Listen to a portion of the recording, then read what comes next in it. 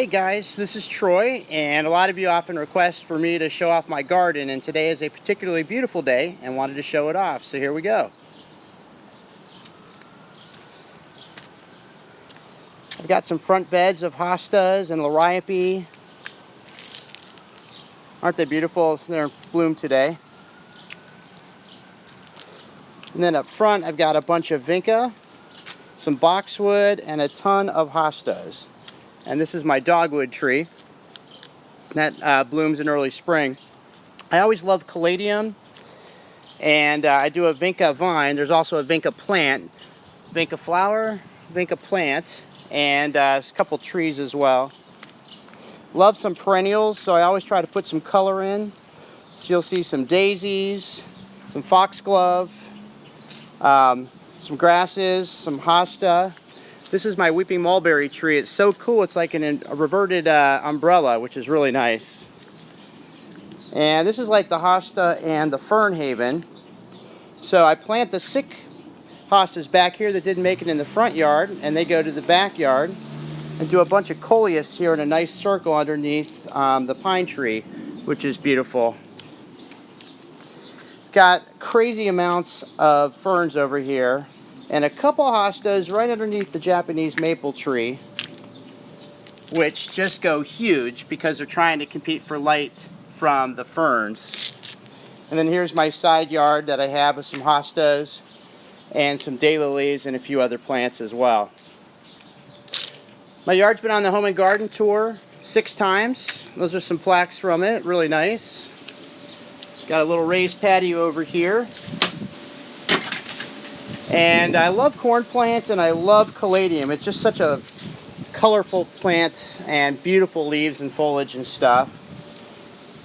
Got some nice oat grass and a little echinacea over here, or coneflower. And I always do impatiens right underneath this pear tree, which got a huge haircut this year. It gets a little too big, and it used to be straight, and now it's like going at an angle. Got a lavender tree that's having some issues this year, so we're working with that. Little daylilies around the corner, and of course some really large ferns I love to put in my pots. Don't have the cushions on, but this is where we usually hang out in the summer. And I love coleus. So there's some nice coleus I just planted, as well as some double begonias, a beautiful Victorian fern. And then over here I always do a lot of impatiens around the grill. 2 of my favorite plants in the world are the staghead fern and the foxtail fern. I actually get a lot of my inspiration from Schiller Park and checking the plants out there. That's where I got the foxtail fern from. Here's some more double begonias. They always do well in the yard.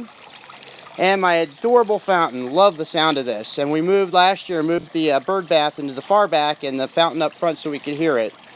Back here it's a little shady, so we always put some ferns and hostas. Got some beautiful hydrangeas in bloom right now. Check out that pink flower.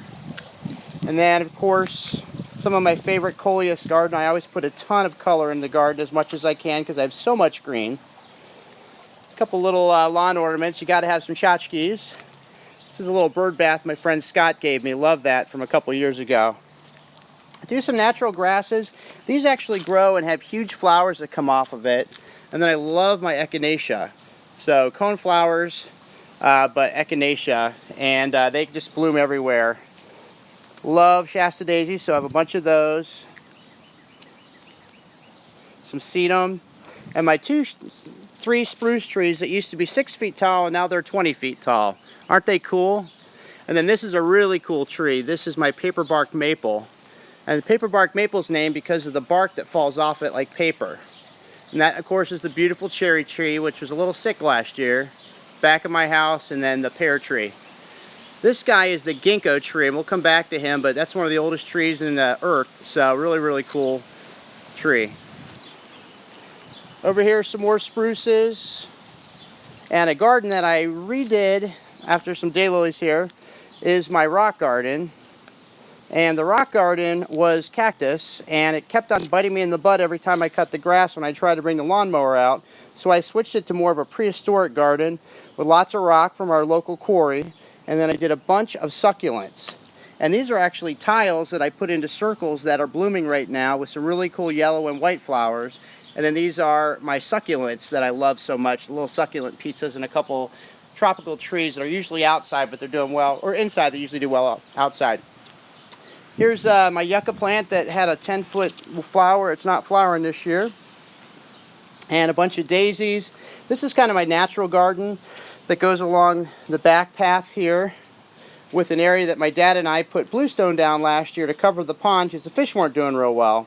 So we put a bird bath out there, some really nice natural grasses, some elephant grass with the zebra pattern you can see right here. And then hostas always do really well. We've got some bamboo that's sneaky that gets in. And love my spiderwort. That just kind of self-seeds and grows everywhere around the garden. Even down here where you can't see it, but there's some down there. Butterfly bushes are awesome. They're usually late spring, early summer bloomers. They usually get 7 feet tall or so. This year they're 6 feet tall. Love my daisies. A couple new additions. More butterfly bushes. Love the smell of lavender. Such a good, fragrant flower. And then also, of course, the Shasta daisies. Here's my irises that peaked late spring. They were beautiful, beautiful purple. My friend Georgia gave me a couple over here that were purple and yellow, which were stunning last year. And of course, right now, it's all about the tiger lilies. So the tiger lilies are coming out, and they are blooming, and they're huge. They're about the size of your hand. And they just grow everywhere. I kind of let them grow natural. But I love my hydrangeas. You'll see those all around my yard. Check out the bloom there. And then I have 3 of those. These are the ones that are shade lovers. And I put them against the garage. There's kind of the back of my house and my little bit of grass that I have. Got to have a little grass to play cornhole. Some cool ryegrass. The lilac tree. Some daylilies that self-seeded. Variegated hydrangea, which is great. It's got the real pretty little white flowers that come in it. Here's some vinca. Vinca always does really well in my yard. It looks like impatient, but it prefers some sun and shade, whereas the impatiens, of course, want only shade. And there's some more hydrangeas and a couple hostas that I grew last year. I love my lawn ornaments, so here's one right here that kind of dances in the wind. One more hydrangea bush, and then this is my perennial garden. And I've got some tick seed. Got some really cool irises that I got over at Franklin Park Conservatory with my mom. Some canna lily. Got some bee balm. Some more butterfly bushes, because you can't just have a couple. And here's the bee balm in full bloom, which is really nice. It doesn't bloom every year. Got some sunflowers that the squirrels are trying to eat. And this is actually Moonbeam Coreopsis, which I love. And then, of course, some more daylilies. So thanks for visiting the Urban Garden. Have a great day and enjoy this beautiful Sunday.